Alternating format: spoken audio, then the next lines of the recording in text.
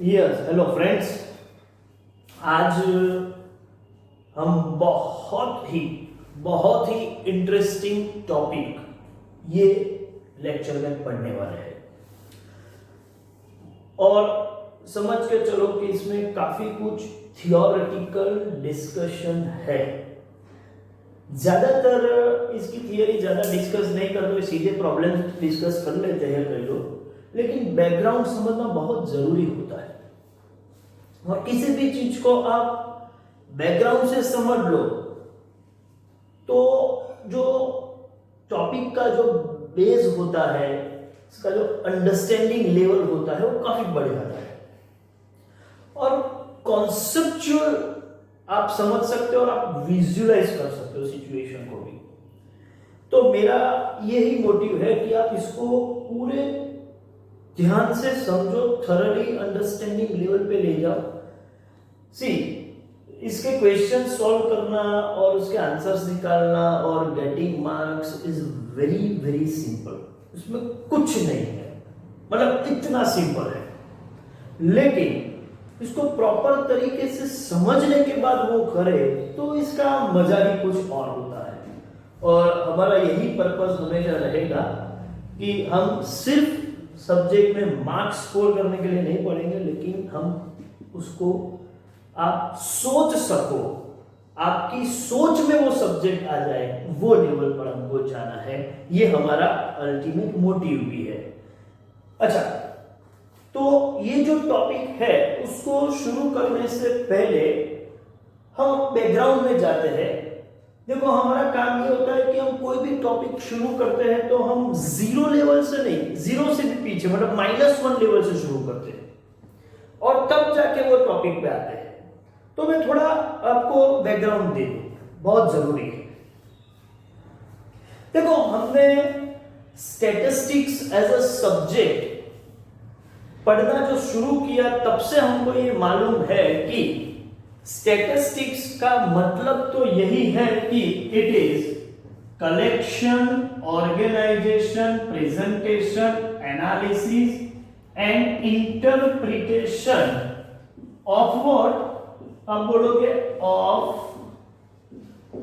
Numerical data. ठीक है, तो डेटा कैसे कलेक्ट किया जाता है, उसको कैसे प्रेजेंट करते हैं। हमारे पास कलेक्शन के अलग अलग मेथड्स अवेलेबल थी, direct, indirect, primary, secondary methods, sources. Organise करेंगे और उसको प्रेजेंट करेंगे तो अलग अलग टूल्स है, ग्राफिकल टूल्स, टेबुलर टूल्स, किस तरीके से। लेकिन वो काम क्यों करते थे? क्योंकि हमको डेटा को एनालाइज करके कुछ फाइंडिंग्स निकालने थे, कुछ आउटपुट निकालने थे, उसका कुछ इंटरप्रिटेशन करना था। ये काम हमको करना है, इसके लिए हम ये सब्जेक्ट पढ़ रहे हैं।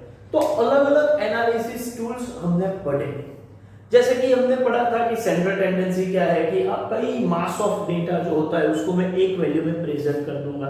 ठीक है, सचिन तेंदुलकर ने इतने सारे रन्स बनाए हैं, ठीक है, हर इनिंग का स्कोर तो मैं याद नहीं रख पाऊंगा, लेकिन मैं ऐसा बोल दूं कि उसका एवरेज स्कोर 55 रन्स पर इनिंग है, तो उससे हमको पता चल जाएगा कि पूरा मास ऑफ डेटा क्या कहना चाहता है।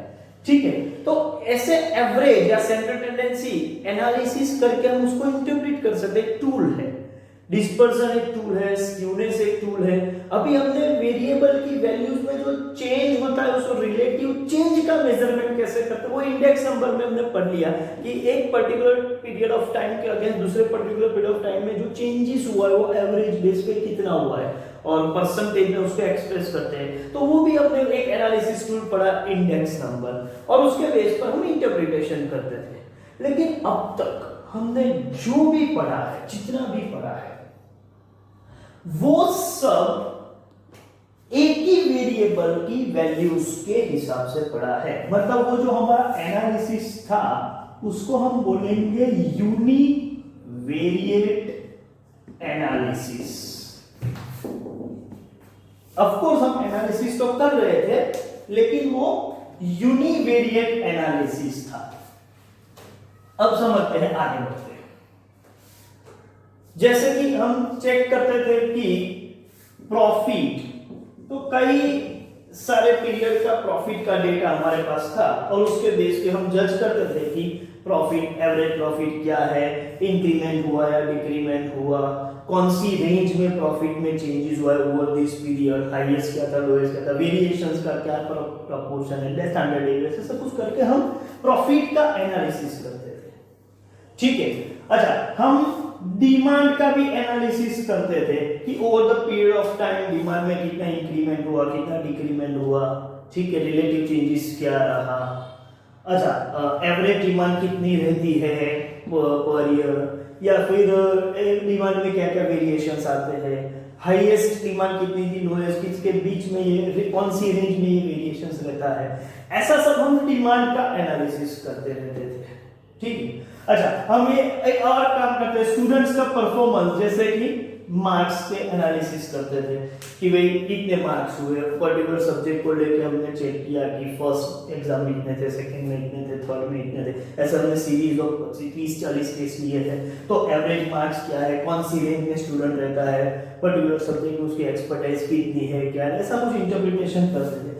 ऐसे हम एक एक वेरिएबल का स्टडी करते थे, प्रॉफिट का स्टडी करते थे, डिमांड का स्टडी करते थे। लेकिन मैं आपको बता दूं कि ये जो भी वेरिएबल्स है, इसके अलावा भी मैं कुछ और लिस्ट दे सकता हूं, लेकिन ये जितने भी वेरिएबल्स है हम सिर्फ उसी की वैल्यूज को कंसीडर करके एनालिसिस करते थे। मतलब प्रॉफिट तो सिर्फ प्रॉफिट की वैल्यूज को कंसीडर करके एनालिसिस करते थे, डिमांड तो सिर्फ डिमांड, या मार्क्स तो सिर्फ मार्क्स, मतलब किसी और वेरिएबल के रेफरेंस में उसको नहीं देखते थे। और मैं आपको बता दूं कि कोई भी वेरिएबल आइसोलेशन में प्ले नहीं करता है, किसी और वेरिएबल की वैल्यूज कहीं ना कहीं इसकी वैल्यू पर कुछ ना कुछ इंपैक्ट होता है। कई सारी सिचुएशन हो सकती, जैसे कि मैं प्रॉफिट का एनालिसिस कर रहा हूं तो उसके अगेंस्ट मुझे सेल्स का भी एनालिसिस करना चाहिए, क्योंकि प्रॉफिट बढ़ रहा है तो क्या सेल्स बढ़ रहा है, उसकी वजह से प्रॉफिट बढ़ रहा है। प्रॉफिट का एनालिसिस के साथ साथ सेल्स के एनालिसिस, और वे दोनों को मैं कनेक्ट करके चेक कर सकता हूं कि हाँ भाई सेल्स में चेंजेस जो हो रहा है उसका इंपैक्ट आके प्रॉफिट में भी कुछ चेंज हो रहा है। Variable sales and variable profit isolation में तो मूव नहीं कर रहे, लेकिन एक दूसरे के कनेक्शन में कुछ काम कर रहे हैं। प्रॉफिट का एनालिसिस किया कि ये प्रॉफिट हुआ, लेकिन ये प्रॉफिट होना एक अलग बात है, एवरेज प्रॉफिट ये है वो अलग बात है, और ये प्रॉफिट एवरेज सेल्स के अगेंस्ट भी कुछ वैल्यू है, क्योंकि सेल्स में चेंजेस नहीं हुआ होता तो प्रॉफिट में चेंज नहीं होते, और सेल्स में इतना बड़ा चेंज नहीं हुआ फिर भी प्रॉफिट में चेंज हुआ, तो इसका मतलब हम सोच सकते हैं कि मार्जिन बढ़ा है। सेल्स बढ़ने की वजह से प्रॉफिट तो हम मार्जिन नहीं बोल सकते, लेकिन क्वांटिटी बढ़ी है सेल्स की, तो ऐसे भी कई सारे चेक कर सकते हैं, कई सारे इश्यूज को एनालाइज कर सकते हैं और इंटरप्रेट कर सकते हैं। जैसे मैं सिर्फ डिमांड का स्टडी करूं कि अगर डिमांड ये है, लेकिन with reference to price study किया जाए तो पता चले कि हाँ डिमांड आइसोलेशन में स्टडी नहीं कर सकते, प्राइस में चेंज हो रहा है तो उसकी वजह से डिमांड में चेंज हो रहा है। आपकी प्रोडक्ट की डिमांड बढ़ रही है, लेकिन हो सकता है कि आपने प्रोडक्ट कॉम्पिटिटिव रेट पे सेल करना शुरू कर दिया हो। आपकी डिमांड बढ़ रही है लेकिन वो प्राइस कम होने की वजह से बढ़ रही है, या कभी कभी आपने प्राइस इतना कम नहीं किया फिर भी डिमांड बढ़ रही है, तो हो सकता है कि आपकी डिमांड बढ़ने का कारण सिर्फ प्राइस नहीं है, कुछ और फैक्टर्स भी हैं। लेकिन प्राइस के रेफरेंस में स्टडी करेंगे तो इंटरप्रेट कर पाएंगे ना कि दूसरा कोई फैक्टर काम कर रहा है कि फिर भी हमारी डिमांड क्यों बढ़ रही है प्रोडक्ट की। तो इसके लिए हमको आइसोलेशन में डिमांड स्टडी नहीं करनी चाहिए, रेफरेंस में किसी और वेरिएबल जिसका इंपैक्ट हो सकता है उसका भी स्टडी करना चाहिए, और वो दोनों को एक साथ देखना चाहिए, एक ही नजर से दोनों को देखना चाहिए, दोनों को आइसोलेशन में नहीं देखना चाहिए। ठीक है, जैसे मैं मार्क्स की बात करूं कि मार्क्स ऑफ द स्टूडेंट्स बड़े हैं या कम बड़े, तो उसके against number of hours of study भी चेक करना चाहिए कि कितने आवर्स की स्टडी है, उसके हिसाब से ये मार्क्स है। पर्टिकुलर केस से पहले कितना काम किया था, दूसरे केस से पहले कितना काम किया था, तो हम उसके रेफरेंस के साथ स्टडी करेंगे तो मुझे लगता है ज्यादा क्लैरिटी के साथ हम ये स्टडी कर पाएंगे।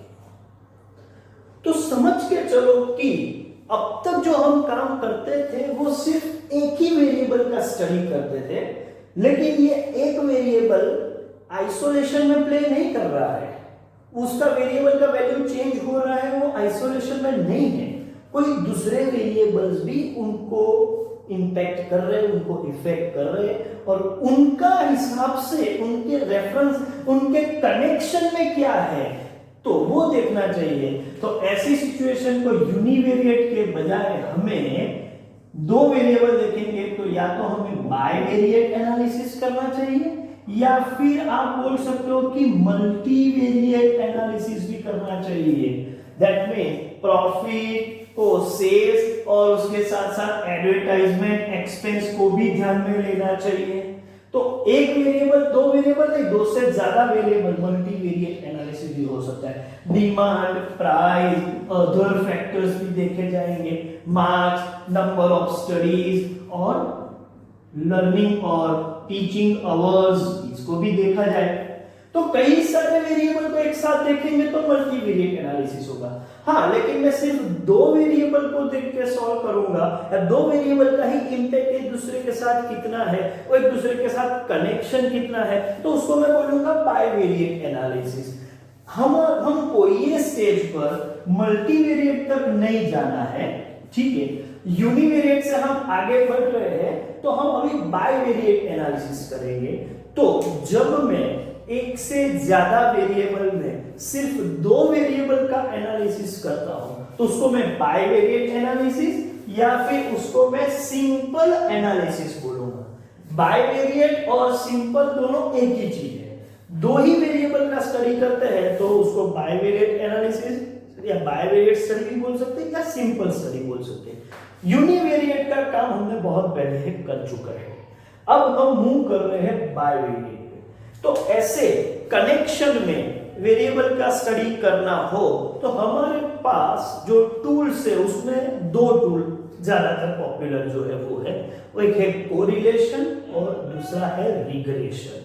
तो हम कोरिलेशन और रिग्रेशन ये दोनों टॉपिक पढ़ने वाले हैं, लेकिन अभी हम शुरू कर रहे हैं कोरिलेशन। अच्छा, आपको लगेगा कि ये कोरिलेशन क्या है? कोरिलेशन मतलब ये वेरिएबल के बीच दो हो या ज्यादा भी हो सकते हैं। कोरिलेशन जरूरी नहीं कि बायवेरिएट, उससे ज्यादा भी वेरिएबल के बीच में कोरिलेशन हो सकता है, के बीच के रिलेशन मतलब कोरिलेशन, उन दोनों के बीच का कनेक्शन मेजर कर रहे हैं, तो हम वो कोरिलेशन कर रहे हैं। कोरिलेशन ही हमारा काम का मेजरमेंट जो है, या फिर हम जो स्टडी कर रहे हैं वो कोरिलेशन क्यों है? क्योंकि हम किसी एक वेरिएबल का नहीं, एक से ज्यादा वेरिएबल का कनेक्शन देख रहे हैं, तो हम उसको कोरिलेशन बोलेंगे। अच्छा, पहले तो कोरिलेशन का मतलब क्या है वो समझना है, लेकिन उससे पहले थोड़ा बैकग्राउंड डिस्कशन कर लेते हैं। मैं वहां पर आने वाला हूं, लेकिन पहले देख लेते हैं कोरिलेशन से पहले वेरिएबल के बिहेवियर को स्टडी करना है। मैंने आपको बताया कि कोई भी वेरिएबल हो, ठीक है, उसकी जो वैल्यूज होती है वो चेंज होती रहती है, it keep on changing. Variable की वैल्यूज चेंज होती रहती है। अब पॉइंट ये है कि ये वैल्यूज जो चेंज हो रही है वो आइसोलेशन में नहीं हो रही है, किसी एक ही वेरिएबल में हो रहा है, दूसरे में ऐसा नहीं है। कुछ वेरिएबल एक दूसरे के साथ कनेक्शन में होने की वजह से ये वैल्यूज में चेंज होता रहता है, क्योंकि दूसरा वेरिएबल चेंज हो रहा है तो उसका इंपैक्ट एक वेरिएबल पर आ रहा है। तो ये जो वेरिएबल्स है उनकी टेंडेंसी है, क्या ये टेंडेंसी जो है वो चेंज होने की तो है, लेकिन ये क्या है? सिर्फ चेंज होने की नहीं, मैं ऐसा बोलूंगा it is tendency to move together. मतलब ये वेरिएबल वैल्यूज चेंज तो होती रहती है, लेकिन एक साथ होती है। They have tendency to move together, एक साथ वो चेंज होते रहते हैं। एक में चेंज होता है साइमल्टेनियसली, दूसरे में भी चेंज हो जाता है, दूसरे में चेंज होता है, तीसरे में चेंज हो जाता है।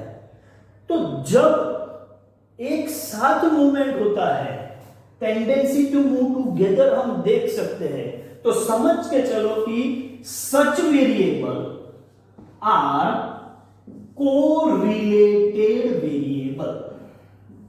ऐसे वेरिएबल को हम क्या बोलते हैं भाई? कोरिलेटेड। कोरिलेटेड मतलब द वेरिएबल्स, कोरिलेटेड वेरिएबल्स का मतलब है variables having tendency to move together. जो वेरिएबल को एक साथ मूव करने की टेंडेंसी है, ऐसे वेरिएबल को कोरिलेटेड वेरिएबल्स बोलेंगे। ठीक है, तो क्वेश्चन है कि वेरिएबल एक साथ मूव करने की टेंडेंसी क्यों रखते हैं? Why such tendency is there? Variable एक साथ क्यों मूव होने की टेंडेंसी रखते हैं? और दूसरे वर्ड में बोले तो why वेरिएबल्स आर कोरिलेटेड? क्यों आइसोलेशन में मूव नहीं होते, कनेक्शन में क्यों रहते हैं? why they are correlated? तो हमको पहले इसका आंसर निकालना है कि वो कोरिलेटेड है तो क्यों है, फिर हम समझेंगे कि हाँ भाई ये कोरिलेशन का मेजरमेंट कैसे कर सकते हैं। तो पहले देखते हैं कि why they are correlated or why these variables have got tendency to move together। तो इसके लिए जो रीजंस है, रीजंस, वो रीजंस को हम दो कैटेगरी में डिवाइड कर सकते हैं। Reasons means reasons to move together. Variables का एक साथ मूवमेंट होने के जो रीजंस है उसको हम दो कैटेगरी में डिवाइड कर सकते हैं। एक है कॉज इफेक्ट रिलेशनशिप, और दूसरा जो रीजन है उसको मैं अदर रीजंस कैसे बोल देता हूं? Other reasons. Cause effect relationship and other reason, ऐसे दो रीजंस हम लेके चलते हैं। अब ये जो अदर रीजंस है उनमें एक दो रीजन हम लिखेंगे और कॉज इफेक्ट एक है, मतलब ये एक काफी इंपॉर्टेंट रीजन है। अदर सब एक कैटेगरी में डाल दिए और सिर्फ कॉज इफेक्ट को, मतलब इसको अलग से एक नाम दिया है, बाकी सबको अदर रीजन में डाल दिया है। तो इसका मतलब सबसे इंपॉर्टेंट जो रीजन है वो यही है, कॉज एंड इफेक्ट रिलेशनशिप। अच्छा, पहले तो हम समझेंगे what is cause and effect. Cause and effect का मतलब है कि किसी एक वेरिएबल की वैल्यू चेंज होती है और उसकी वजह से, प्लीज माइंड द वर्ड, उसकी वजह से, मतलब वेरिएबल में जो चेंज हुआ, वैल्यू में जो चेंज हुआ वो रीजन बन जाता है, और उसकी वजह से ही किसी दूसरे वेरिएबल में चेंज हो रहा है। जस्ट बिकॉज द वेरिएबल्स और other variables value is changing, ये उसका रीजन है, और उसकी वजह से इंपैक्ट आ रहा है, इफेक्ट आ रहा है किसी और वेरिएबल पर जो भी चेंज हो रहा है। तो आप बोल सकते हो कि इन दोनों के बीच कॉज इफेक्ट या फिर कॉजल रिलेशनशिप है। कॉज इफेक्ट बोलो या कॉजल बोलो, एक ही चीज है। कॉज इफेक्ट का मतलब है changing one variable is perfectly the reason and changing other variable is perfectly the reason। मतलब you are in position to establish that changing one variable is reason and changing other variable is result। एक में जो change हो रहा है वो reason है और दूसरे में जो चेंज हो रहा है वो रिजल्ट है। तो ऐसे आप रीजन और रिजल्ट ऐसा आइडेंटिफाई करके दो वेरिएबल के बीच आप बोलो कि ये कनेक्शन है, तो उसको हम बोलेंगे कॉज एंड इफेक्ट रिलेशनशिप। जैसे कि हमने जो वेरिएबल पढ़ा प्रॉफिट और दूसरा वेरिएबल था सपोज सेल्स, तो देखने में आया कि सेल्स में चेंज हो रहा है, इसकी वजह से प्रॉफिट में चेंज हो रहा है, तो सेल्स हो गया आपका रीजन और प्रॉफिट हो गया आपका रिजल्ट। इसको आप बोलोगे कॉज, तो हम इसको बोलेंगे इफेक्ट। सपोज ऐसा है तो आप बोल सकते हो कि प्रॉफिट एंड सेल्स है व्हाट कॉज इफेक्ट रिलेशनशिप, और उसकी वजह से ये वेरिएबल में चेंज हो रहा है, and that is why they are correlated variable, मतलब दे आर मूविंग टुगेदर, तो बोल सकते हैं कि ये कोरिलेटेड वेरिएबल है। ठीक है, दूसरा एग्जांपल लेते हैं।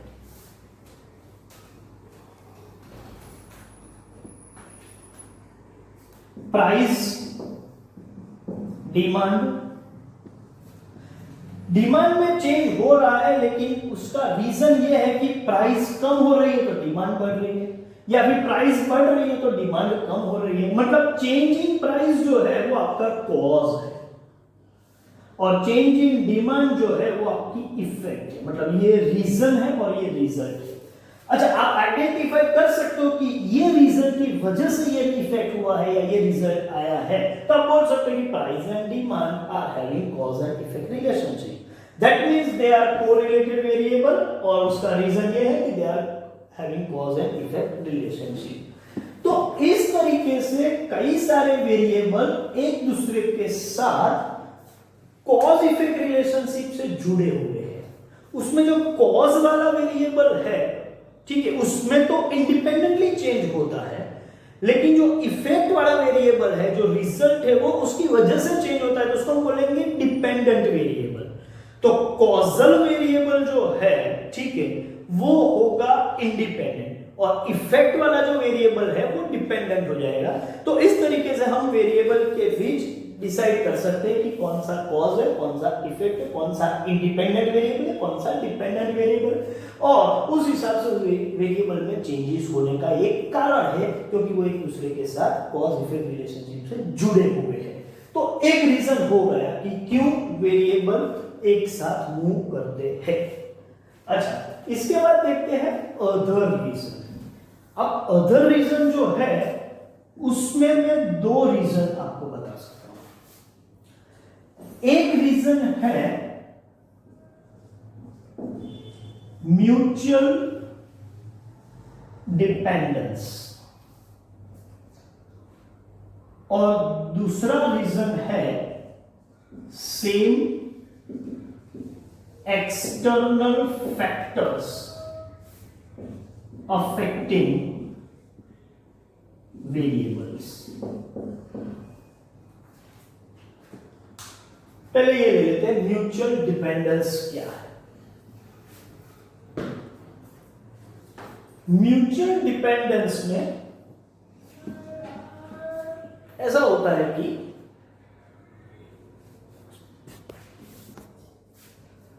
अच्छा, म्यूचुअल डिपेंडेंस में क्या होता है, दो वेरिएबल जैसे अभी हमने लिए थे उसको मैं फिर से ले रहा हूं, प्राइस एंड डिमांड। देखो, हमको पता चला कि प्राइस में चेंज होगा तो डिमांड में चेंज आएगा, क्योंकि प्राइस बढ़ रहा है तो लोगों को लगेगा कि इतना सारा प्राइस में हम परचेस कैसे कर पाएंगे। एक काम करते हैं, हम अपना कंजम्पशन कर्टेल कर देते, रिड्यूस कर देते, तो डिमांड कम हो जाती है। तो प्राइस में चेंज होने की वजह से डिमांड में चेंज हुआ। प्राइस बढ़ रहा है तो डिमांड कम हो रहा है, प्राइस कम हो रहा है तो डिमांड बढ़ रहा है। रेगुलर कोर्स ऑफ एक्शन में यही होता है, जिसको आप बोलते हो इकोनॉमिक्स में लॉ ऑफ डिमांड। तो उसमें हुआ क्या कि लॉ ऑफ डिमांड की वजह से, लॉ ऑफ डिमांड की वजह से प्राइस जो है वो आपका कॉज है, और डिमांड जो है उस पर वो आपका इफेक्ट वेरिएबल है। तो ये कॉज है, ये इफेक्ट है। लेकिन दूसरी सूरत में देखा जाए तो कभी ऐसा भी होता है, आपने देखा होगा कि कोई मान के चलो कि बहुत ही अच्छा एक मूवी, ब्लॉकबस्टर मूवी कोई रिलीज हुआ है। अब होता क्या है कि everyone is interested to watch this movie. सबको लगता है कि जितना हो सके उतना जल्दी जाके पहले वीक में मैं मूवी देख लूं। तो कई सारे लोग वो मूवी देखने के लिए बहुत ही बेताब है, लेकिन जो मूवी रिलीज हुआ है वो समझ के चलो कि पर्टिकुलर किसी सिटी के 15 या 20 स्क्रीन पर या थिएटर में वो रिलीज हुआ, तो मिला के उसकी कैपेसिटी जो है वो है 5000 ऑडियंस की है, सभी स्क्रीन को कंसीडर करें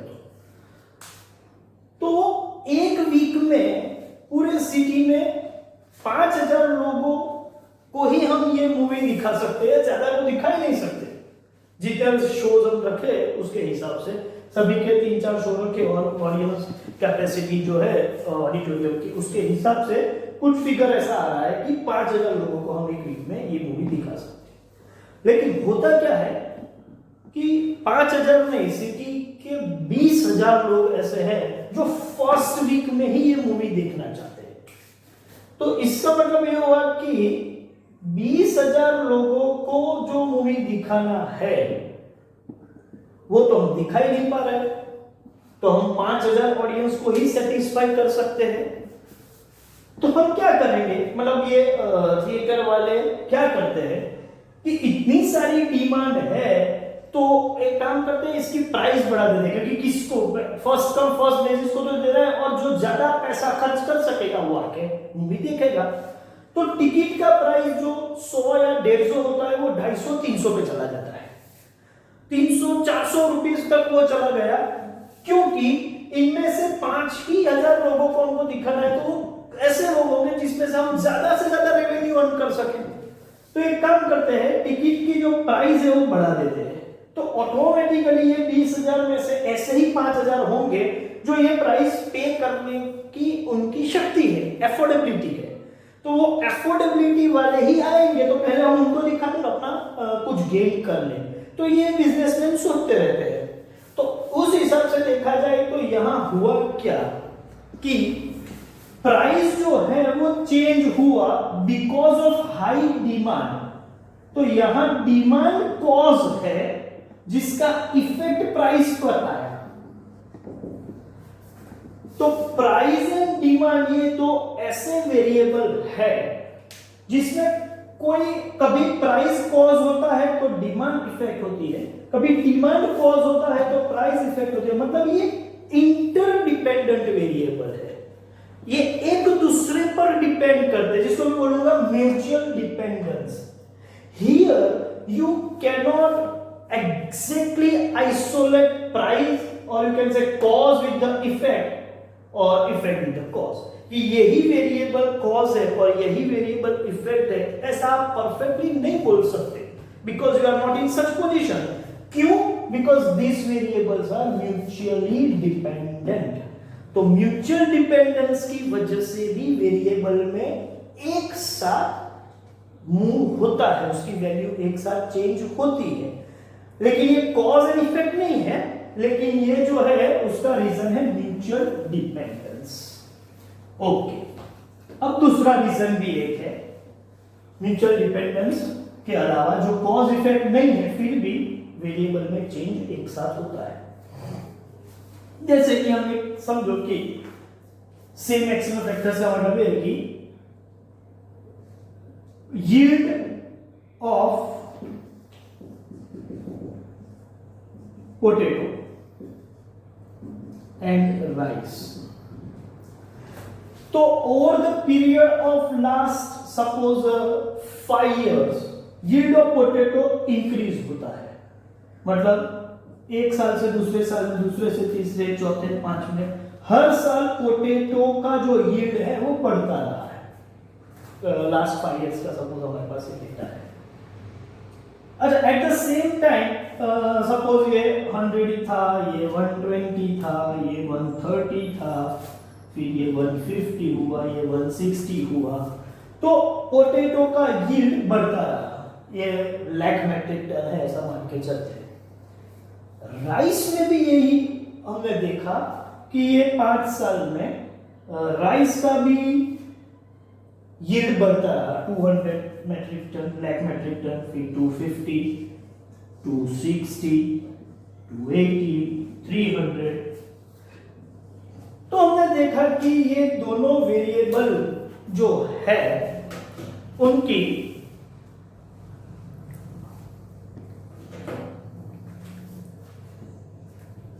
वैल्यूज जो है वो कंटिन्यूअसली बढ़ रही है। पोटैटो में भी यील्ड बढ़ रहा है और राइस का भी यील्ड बढ़ रहा है। तो ये दो वेरिएबल की वैल्यू में लेके बात कर रहा हूं। ऐसा क्यों हो रहा है, इसका लॉजिक ये था कि ये पिछले 5 साल में जो भी गवर्नमेंट की पॉलिसी है वो प्रो एग्रीकल्चर हुई है। मतलब किसानों के लिए कुछ ऐप बना दी है, ठीक है, मॉनसून भी अच्छे रहे हैं, इरिगेशन फैसिलिटी बढ़ गई है, गवर्नमेंट ने कुछ क्रेडिट सिस्टम में ऐसा चेंज किया है कि किसान बहुत अच्छी तरीके से मतलब वो पैसा जुटा पाएंगे। अच्छा, और वो सेल भी करेंगे मंडियों में जाके, तो वहां पर भी वो अच्छी तरीके से सेल कर पाए, ऐसी एक फैसिलिटी बना के रखी है। फर्टिलाइजर की अवेलेबिलिटी इजीली कर दी है, वो उसके प्राइस कम हो गए। मतलब there are so many factors are there which are pro agriculture. मतलब एग्रीकल्चर प्रोड्यूस जो है उसको बढ़ाने के लिए कई सारे फैक्टर्स जो है वो इस तरीके से काम कर रहे हैं कि सभी एग्रीकल्चर प्रोड्यूस जो है उसका यील्ड बढ़ता जा रहा है, क्योंकि सिचुएशन ही ऐसी हो गई है, ठीक है। प्रो एग्रीकल्चर, सभी को किसानों की फेवर में सब कुछ। अब हुआ क्या कि इसकी वजह से सभी एग्रीकल्चर प्रोड्यूस का यील्ड बढ़ता रहा है, तो उसमें पोटैटो का भी यील्ड बढ़ गया और राइस का भी प्रोडक्शन बढ़ गया। तो अब मैं ऐसा तो नहीं बोल सकता कि change in yield of potato and change in yield of rice are having cause and effect relationship. मतलब पोटैटो बढ़ने यील्ड बढ़ा वो कॉज है और राइस इफेक्ट है। No one is cause and no one is effect. Causes are some external factors जो दोनों को एक साथ इफेक्ट कर रहे हैं। हमको लगता है इसकी वजह से ये हुआ, इसकी ऐसा होता नहीं है। ये दो वेरिएबल किसी तीसरे को या चौथे वेरिएबल में चेंजेस की वजह से यहाँ पर इम्पैक्ट हो रहा है। These two are not correlated. Sorry, these two are not having cause and effect. Of course, they are correlated, but they are not having cause and effect. ऐसा नहीं बोल सकता कि yield of potato is cause and yield of rice is effect, या ये rice में cause है और पोटैटो उसका इफेक्ट, ऐसा बोल नहीं सकते। No one is cause and no one is effect. Cause are some external factor. These both are just effect of those external factor. मतलब इन दोनों के बीच में cause effect relationship establish नहीं कर सकता। फिर भी there is a correlationship. मतलब there is movement of variable, simultaneous movement of variable. तो you can say without having cause effect relationship there might be correlation.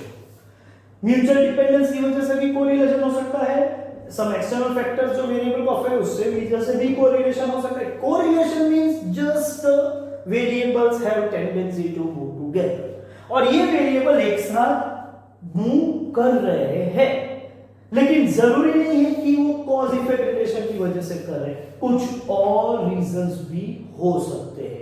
That means इतना पूरा discussion के बाद हम ये बोल सकते हैं, ये फिर भी मैं एक पॉइंट जल्दी बोल रहा हूं, लेकिन अभी मैं बोल रहूंगा, बाद में फिर से एक पॉइंट मैं एक्सप्लेन करूंगा कि it is not required that if variables are correlated they must have cause and effect relationship. Correlation हो इसका ये मतलब नहीं है कि कॉज इफेक्ट हो।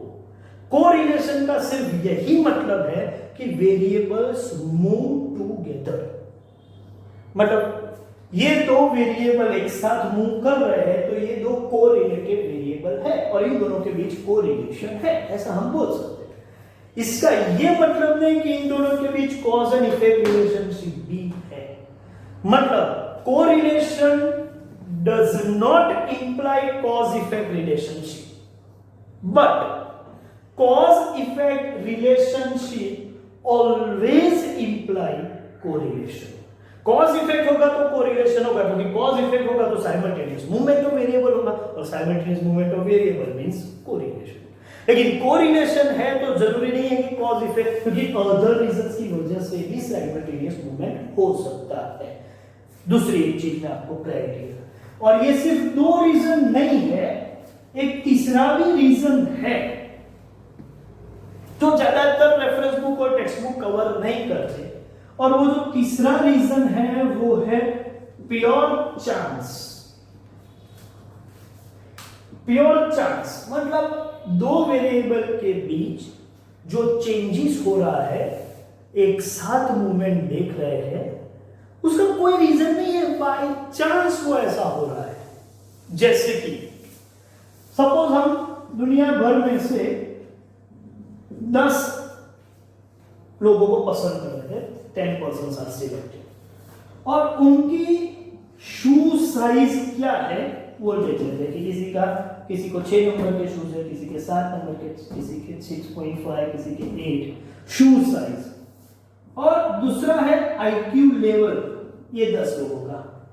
तो शू साइज भी डिफरेंट होंगे, पर्सन टू पर्सन वो चेंज होंगे, आईक्यू लेवल भी पर्सन टू पर्सन चेंज होगा। लेकिन आप ऐसा थोड़ी बोल सकते हैं कि शू साइज चेंज हुआ उसकी वजह से आईक्यू लेवल चेंज हुआ, या आईक्यू लेवल चेंज हुआ है तो शू साइज चेंज होगा। No one is cause and no one is effect, इसमें से कोई भी कॉज नहीं है, कोई भी इफेक्ट नहीं है, एक दूसरे के साथ कुछ रिलेशन ही नहीं है। एक्चुअली ये दोनों के बीच एक साथ मूवमेंट देख रहे हैं, उसका रीजन है जस्ट चांस। बाय चांस ये हो रहा है, actually they are unrelated variable.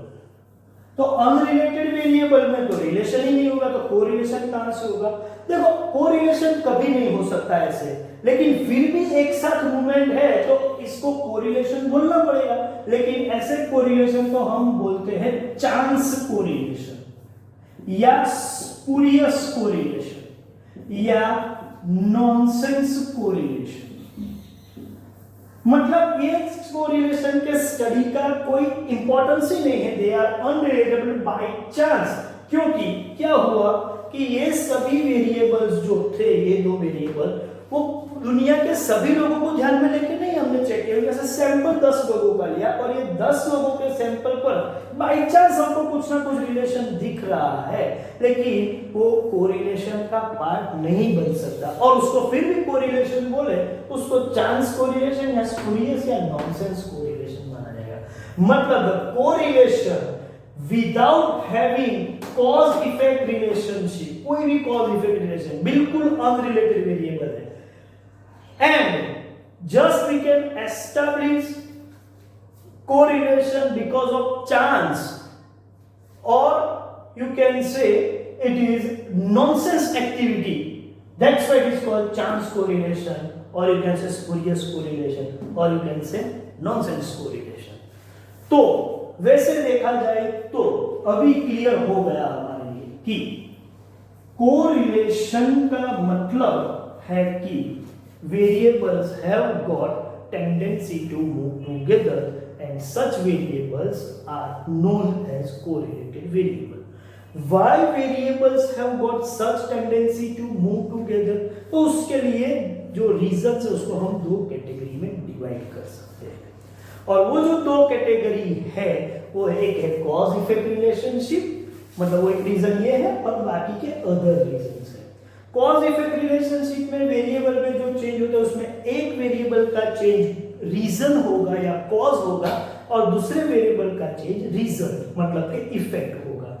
If you can establish such cause and effect relationship between the variable, तो आप बोल सकते हो कि ये रीजन है जिसकी वजह से वेरिएबल में चेंज हो रहा है।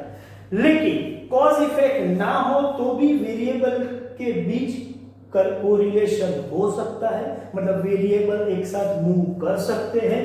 तो वैसे अदर रीजंस भी है, एक है म्यूचुअल डिपेंडेंस, यहां आप ऐसे वेरिएबल का स्टडी कर रहे हैं जो इंटरडिपेंडेंट होते हैं। एक वेरिएबल में चेंज है तो उसकी वजह से दूसरे में चेंज होता है, और दूसरे के चेंज की वजह से पहले में भी चेंज होता है। मतलब वेरिएबल्स आप यहां आइसोलेट नहीं कर सकते कि एक कॉज है और दूसरा इफेक्ट है। कॉज इफेक्ट एक दूसरे के साथ इंटरडिपेंडेंट हो गए हैं, और इतने हो गए कि आप उसको सेग्रीगेट ही नहीं कर पाते, तो उसको बोलते हैं म्यूचुअल डिपेंडेंस, उसको कॉज इफेक्ट नहीं बोल सकते। दूसरा एक रीजन है same external factors affecting variables आप जो स्टडी कर रहे हैं उसकी वैल्यूज चेंज हो रही है, लेकिन एक दूसरे की वजह से नहीं, लेकिन किसी कोई कॉमन फैक्टर्स की वजह से। जैसे मैंने बोला था कि एग्रीकल्चर प्रोड्यूस सभी बढ़ रहे हैं, उसमें पोटैटो और राइस का वैल्यू भी बढ़ रहा है, तो वो एक दूसरे के कॉज इफेक्ट नहीं है, लेकिन किसी और रीजन की वजह से दोनों वेरिएबल में चेंज हो रहा है। और तीसरा है प्योर चांस, वो बाय चांस एक वेरिएबल में रिलेशन दिख रहा है, एक्चुअली वो रिलेशन नहीं है, और ऐसे रिलेशन को हम स्पूरियस रिलेशन बोलेंगे। और इतना डिस्कशन के बाद हम इतना बोल सकते हैं कि correlation does not imply cause effect relationship, but cause effect relationship imply correlation. मतलब कॉज इफेक्ट है तो कोरिलेशन होगा ही होगा, लेकिन कोरिलेशन है तो हम ऐसा मान नहीं सकते कि कॉज इफेक्ट होगा, किसी और रीजंस की वजह से भी ये कोरिलेशन हो सकता है। अब पॉइंट ये है कि कॉज इफेक्ट ना हो ऐसे वेरिएबल का कोरिलेशन ढूंढने का कोई मतलब ही नहीं है, क्योंकि ये रिलेटेड वेरिएबल ही नहीं है, बाय चांस हो रहा है। तो वेरिएबल के बीच कोरिलेशन का जब हम स्टडी करेंगे तो वो स्टडी फ्रूटफुल हो, मीनिंगफुल हो, उसके लिए एक कंडीशन है कि ऐसे ही वेरिएबल को लेके स्टडी करना चाहिए जो कॉज इफेक्ट रिलेशन से कनेक्टेड हो। इसका ये मतलब हुआ कि हम जो भी कोरिलेशन पढ़ेंगे, हम लोग जो पढ़ेंगे वो ऐसे ही वेरिएबल का होगा जो एक दूसरे के साथ कॉज एंड इफेक्ट रिलेशनशिप से जुड़े हैं। तो हमारी ये एजम्पशन हो जाएगी कोरिलेशन स्टडी की कि variables under the study, variable under the study are having cause effect relationship between them। Actually correlation की स्टडी को आगे बढ़ाने के लिए, मीनिंगफुल रखने के लिए, सेंसिबल रखने के लिए, फ्रूटफुल रखने के लिए ये एजम्पशन की जाती है कि there is cause and effect relationship between the variable under the study. मतलब ये एजम्पशन ना हो, ये एजम्पशन है ही ऐसा मान के हम सभी क्वेश्चन सॉल्व करेंगे, सब पूरा चैप्टर पढ़ेंगे। ये ना हो तो हमारे स्टडी का कोई मीनिंग ही नहीं रहेगा। तो हम कोरिलेशन इसको मानते हैं, हम इसको मानते हैं, ऐसा है नहीं, हम ये मानेंगे कि जो वेरिएबल हम स्टडी कर रहे हैं वो कॉज इफेक्ट रिलेशन से कनेक्टेड है और उसकी वजह से उनके बीच कोरिलेशन है। ऐसा हम सोच के हमारा स्टडी आगे बढ़ाते हैं। तो ये ध्यान रखो कि कोरिलेशन को डिफाइन करने के लिए कॉज इफेक्ट जरूरी नहीं है, लेकिन कोरिलेशन का स्टडी मीनिंगफुल बनाने के लिए ये एजम्पशन जरूरी है। तो इसकी वजह से हम ये एजम्पशन लेके चलते हैं। तो हम जो कोरिलेशन पढ़ेंगे उसका फर्स्ट एजम्पशन ये हुआ कि variables are having cause and effect relationship. दूसरा भी एक एजम्पशन हम करने वाले हैं जो हम यहां पढ़ते हैं, ये कोरिलेशन पढ़ेंगे उसमें। मैंने आपको बताया कि कई सारे वेरिएबल्स के बीच हम कनेक्शन बना सकते हैं। ऐसा नहीं है कि प्राइस का कनेक्शन सिर्फ डिमांड के साथ है, डिमांड का कनेक्शन सिर्फ प्राइस के साथ है, कई सारे अदर फैक्टर्स भी काम करते होते हैं। इसका मतलब ये ऐसा नहीं कि profit is just connected to sales, कई सारे अदर फैक्टर, मैनेजमेंट एफिशिएंसी भी काम करती है, सिचुएशन काम करती है, मार्केट कंडीशन, कई सारी बातें होती है, कॉम्पिटिटर्स, एक्शन, ये सब प्रॉफिट को इफेक्ट करती है। तो profit is just not connected with sales only, मतलब एक से ज्यादा वेरिएबल, तो दो ही हो ऐसा जरूरी है, दो से ज्यादा, 3, 4, 5 कई वेरिएबल आपस में कनेक्टेड हो सकते हैं। लेकिन हम स्टडी करेंगे सिर्फ दो वेरिएबल के बीच क्या कनेक्शन है उसका। मतलब हम दूसरी एजम्पशन ये करेंगे कि ये दोनों वेरिएबल, हम जो स्टडी कर रहे हैं वो वेरिएबल जो कॉज इफेक्ट रिलेशनशिप से जुड़े हुए हैं वो सिर्फ दो ही वेरिएबल है। मतलब there are only 2 variables under the study and these two variables are having cause and effect relationship।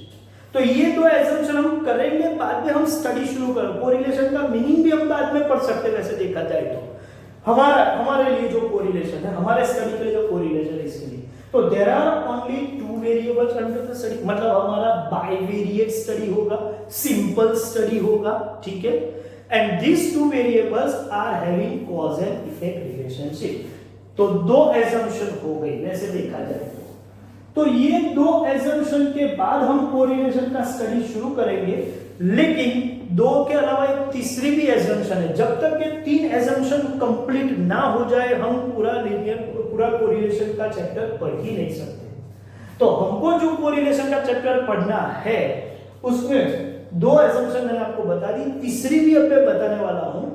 तो तीसरी एजम्पशन है लीनियरिटी की। पहली एजम्पशन है there are only two variables under the study. First assumption two variables.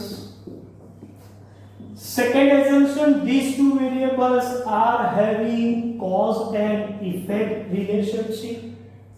And third assumption है कि ये जो two variables की हम बात कर रहे हैं वो linearly connected है।